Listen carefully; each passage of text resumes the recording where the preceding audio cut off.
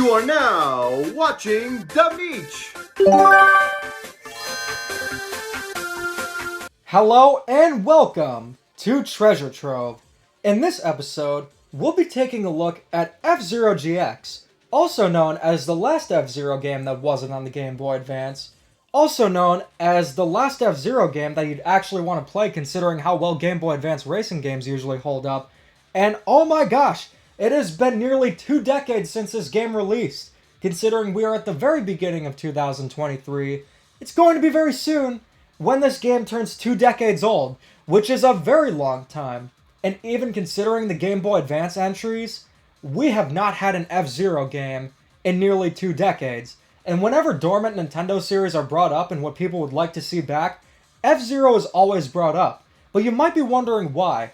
What is it about F-Zero that make people really want the series to come back, and why is it so revered? Because I'm sure a lot of you haven't played F-Zero before, and considering the last game was nearly 2 decades ago, it certainly has been a while. So we'll be taking a look at F-Zero GX, seeing how well it's held up, and overall, what do I think about the game, and should the series return? Before getting into the actual gameplay of F-Zero GX, the history of the game is actually pretty interesting. So essentially with this game, it was co-developed by Sega. Another division of Sega was also part of the project known as Amusement Visions, which is no longer a company. And that was insane to hear back then. Sega had just released the Dreamcast a few years before, and although they discontinued it 2 years before this game came out, if you were to tell someone that Nintendo and Sega would collaborate, they probably wouldn't believe you. And what's also cool is that there's an arcade counterpart of this game called F-Zero AX, which I've actually played, and that is quite the luxury considering just how hard it is to find an F-Zero GX, or AX, excuse me. GX is actually easier to find considering it's a GameCube game, and the two did have some compatibility, but they're very similar games. It isn't something like Mario Kart Arcade Grand Prix compared to Mario Kart Double Dash, where yeah, there are some similarities, but they're completely different games. No, those two are very similar games. They're essentially counterparts in the sense of how there's Pokken in the arcades and Pokken on a console, Wii U and Switch. But with that being said, the collaboration was super cool with the Triforce thing. Because you got the Mario Kart Arcade Grand Prix series out of that, you got F-Zero AX. But specifically going into GX, this is a very cool game. F-Zero is different from other racing games because it's focused on speed, track memorization, and being able to manage speed. You might think, okay, what I can do is just use the boost power, no problem, I'll just spam it through the course and that's it. But you really gotta understand just how to use it and when to use it, and really this goes down to memorizing the track layouts more than anything. As you can see with the tracks, they are futuristic themed, with this one being a casino, and the one we just played was Mute City, which is a signature track of F-Zero, and the theming is super cool. But when it comes to the speed of the game, managing it is key. As I said, track memorization is important, but also, when you're using the boost power and just going through the track, you also got to keep an eye on the energy meter, which is at the very upper right-hand corner, and you always got to keep an eye out for that, but you also got to look at your carts, so really, you got to have some razor-sharp reflexes for this kind of game. And like I said before, this is a very challenging game. I am pretty good at this stage, because I've played it quite a bit, and to be fair, this is earlier in the game, this is the second track, but in order to get really good at the game, you're going to have to practice a lot, and a lot of it goes down to memorizing the layout of the track, but you can still understand where things are located, just kind of looking in the distance, so it's not all trial and error, definitely a part of it, but with enough skill you definitely can be pretty good at it just by looking at it. It's kind of like with platformers, how I learned just to look towards the right of the screen instead of at my character. I've noticed that I can clear levels better that way. And it's similar here, but I just look a little further into the distance. But it's still an excellent game. It's not to the point where it's so challenging that it's unfair. It's challenging in the sense where it's extremely rewarding when you get first place or just win a cup. It is just so much fun. And I would love to see a game with the amount of challenge that F-Zero, GX, or just the series in general has been known to have. Even if it's not for a new F-Zero game, I would love to see it in another racing game, or frankly any game. I just feel games nowadays aren't challenging enough. The last experience I can think of that was quite challenging is Metroid Dread. Mario and Rabbids Sparks of Hope also had a hard mode, and I found that to be pretty nice to have. It was a bit challenging, but still I was able to get through the game without much issue. But regardless, I feel like the challenge in that game was very balanced, and even if the game isn't designed to be super challenging, it is still something great to have the options. Something that a lot of series need, especially something like Pokemon. I also love how you can customize the color of the cart and Captain Falcon's costume. Any customization like this, I'm always a huge fan of. But with this game specifically, considering that it is almost 2 decades old, you might wonder how the controls have held up, because with a lot of games from this era, specifically racing games, the controls just don't feel all that great, and as much as it pains me to say it, going back to Double Dash proved to be a bit challenging because the controls are just nothing like the Mario Kart games nowadays. In fact, I would say the Mario Kart controls where there's no learning curve and you could just get into the game without memorizing or rememorizing stuff is Mario Kart Arcade Grand Prix. But this game has some really solid controls, even to this day. They're super responsive, they do exactly what you expect them to do, and they just feel great. Everything does exactly what you'd like, the controls are responsive, and for a game like this, it is super important because, as difficult as it is, having controls that aren't responsive would be a huge issue. And I don't know about you, but challenge is fun only in game design, not by bad controls. So overall, with the gameplay, it's seemingly nearly perfect. It's a blast, speeding through the courses, just the speed in general feels awesome, and it is completely unique compared to any other racing games out there. So getting into the presentation, you might think this is another area where the game probably couldn't age too well. And although it is a GameCube game, it still looks great, even to this day. This goes to show that an art direction is one of the most important aspects when it comes to game design, because I do think that graphics are important. You want to have nice looking graphics, but an art design will go a long way even as time progresses. GameCube games specifically, Nintendo has released quite a few games that just have very distinct, incredible art styles that have held up super well. A notable example of that would probably be Wind Waker, Super Mario Sunshine, but even in a game like this that's more realistic looking, it still looks great. The colors are vivid, the theming is excellent, the attention to detail, things like the cars and stuff, they still look good even to this day. And the music, of course, is great as well. In fact, I would say most Nintendo games have great soundtracks, even their bad games. You go to play a game like Paper Mario Color Splash, that still has an excellent soundtrack. It's pretty hard to find a Nintendo game that has a bad soundtrack, unless it's a Yoshi game or something. I don't know why the Yoshi series loves kazoos. And also the sound effects are pretty good in the game as well. Sound design's important, as well as the presentation when it comes to graphics, and this game just nails it in both categories.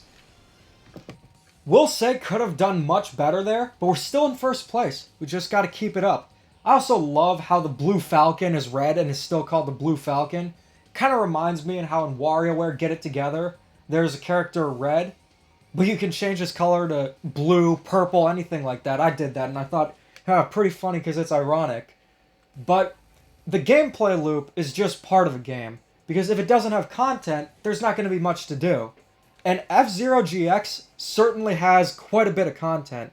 There is a complete story mode in the game with a story surrounding Captain Falcon, and it's been a while since I've played it. But essentially what it is missions like Mario Kart DS, where you're playing through these different sorts of things where you'll need to clear a certain objective, and that is where the game, I feel, gets really challenging. There are some missions that I'm still playing even to this day. But it's great to have a story mode like that, and it's a feature that really should be standard in racing games. Ever since Diddy Kong Racing, I think that every racing game should have a story mode of sorts. I don't know why Mario Kart hasn't had one outside of something like Mission Mode in Mario Kart DS. It definitely would benefit from it, considering that it has pretty much everything else.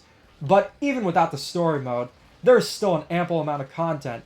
There are so many unlockable characters and such, and although it mainly will go down to just how your kart looks, because you can't really see the characters in them outside the cutscenes, it still is great to have just so much unlockables, and this is part of the GameCube era, what I love about it. By playing through the games, you would unlock things, and that's what made it super rewarding. I wish we'd see something like that with Switch games, because regarding stuff like the free updates, yeah, that practice is bad, but I feel like the problem is just the lack of unlockables.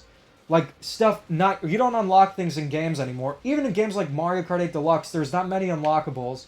And even when you do unlock stuff, the criteria really isn't that high. It's just a matter of, oh, you need to collect enough coins. But here, when you unlock stuff, it feels super rewarding. And that also has to do with the difficulty.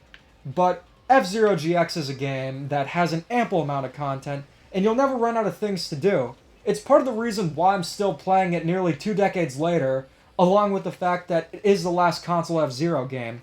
Now, before getting into the content and the final verdict, I would like to say how it compares to F-Zero AX, because I've actually had the luxury of playing it. The games are very similar, but this you're using a GameCube controller. F-Zero AX is a different game in the sense where it's like an amusement park attraction. There's a standard cabinet, which is like a racing game cabinet that you'd find for pretty much any arcade racing game. But the one I played was the deluxe one that's sort of like a roller coaster. It was a super cool experience, but the tracks themselves, you can unlock AX content in the game, but it's super difficult to do. But what would be cool is that, unfortunately, the cabinet that was near me is no longer there. But what you could do is you could bring your GameCube memory card and go to the arcade, put it in the cabinet if it had it, and you could bring it home and unlock the tracks. So, essentially Amiibos before Amiibos, and that is super cool. The thing is, the games are very similar, so if you never played AX and if you played GX, you're not missing out on much, but it was still a very cool experience, and I would love to play it again. But if you're going to play F-Zero GX or AX, the experience is going to be very similar between the two. So far we've established that F-Zero GX has excellent gameplay, an excellent presentation, and an ample amount of content.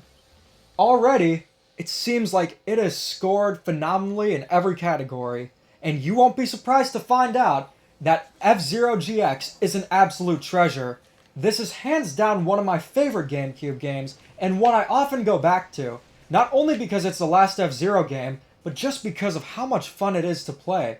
With the challenge, the high-speed gameplay, and just the overall satisfaction of the game, it is one that I highly recommend. But unfortunately, GameCube games have gotten quite expensive.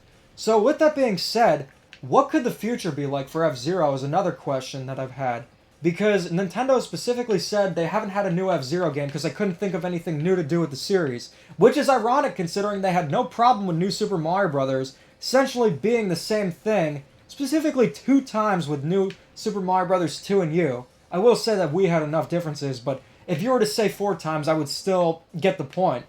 But the thing is, I think F-Zero, you wouldn't even need to drastically alter the formula. That isn't to say, just make it the same game and add a coin gimmick, or just have it be the same game but refined.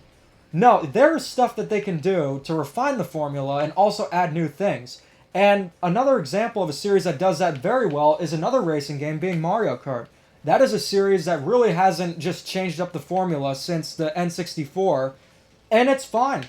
All they need to do is refine with entries by introducing new mechanics, new tracks, new characters that aren't Pink Gold Peach, and they're good to go. And the series has done a great job of doing so. Mario Kart Wii had things like the bikes and the motion controls, Mario Kart DS had the mission mode, Mario Kart 7 introduced the gliding and underwater sections, and Mario Kart 8 refined on that and also introduced anti-gravity, and had a stunning presentation unlike any other Mario Kart game. So for F-Zero, they could really just expand upon what they did in F-Zero GX, and it would be incredible. Because even to this day, this game is outstanding, and one of the best racing games I've ever played. And I'm hoping that even if we can't get a new F-Zero, I hope that Nintendo at least considers maybe remaking this game. Because I feel like, yeah, it's aged incredibly well, and it still looks great, but it could be even better on a modern console. And I feel like the Switch would be a great opportunity to reintroduce F-Zero, considering that one of the great things Nintendo has done during this era is not shy away from bringing back series that were so-called dormant. We saw Metroid Dread, we saw WarioWare come back, Advance Wars, whenever that releases, that's going to be very nice to see return. And I feel like with F-Zero, there's a lot of talk around the series, and many people probably want to see what all the hype is about. And although it's been a while since an entry, you know, with the internet nowadays being more prevalent than ever, and talk about the game probably being higher than ever before, it'd just be so nice to see another series or another game in the series, and I feel like it would do very well. But let's see how we did. Like I said, very challenging game, but I still was able to manage first place, even though I didn't do so well in the other two tracks.